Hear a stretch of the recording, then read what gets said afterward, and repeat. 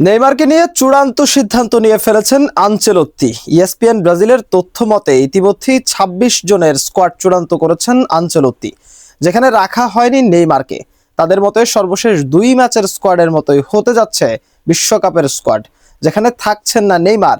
সত্যিই কি ২৬ বিশ্বকাপে থাকবেন না নেইমার, নাকি দলে ফিরবেন সময় মতো?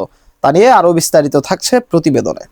বিশ্বকাপকে সামনে রেখে ব্রাজিল জাতীয় দল তাদের চূড়ান্ত স্কোয়াড প্রায় গুছিয়ে ফেলেছে বলে জানিয়েছে ইএসপিএন ব্রাজিল। সম্প্রতি ফ্রান্স ও ক্রোয়েশিয়ার বিপক্ষে ডাক পাওয়া দলটির সঙ্গেই মিল থাকবে মূল স্কোয়াডের। ২০২৫ সালে দায়িত্ব নেওয়া কোচ কার্লো আনচেলত্তি ইতিমধ্যেই তার পরিকল্পনা পরিষ্কার করেছেন। তার মতে, নতুন করে পরীক্ষার সময় নেই, এখন দরকার স্থিরতা, অভিজ্ঞতা, ফিটনেস ও ধারাবাহিক পারফরমেন্স। এই ৩ বিষয়কেই দিচ্ছেন সর্বোচ্চ গুরুত্ব। তবে সবচেয়ে বড় আলোচনায় নেইমার জুনিয়র। ৩৪ বছর বয়সী এই তারকা দীর্ঘদিন ধরেই ভুগছেন ইনজুরিতে, যা তার ফিটনেস নিয়ে প্রশ্ন তুলেছে।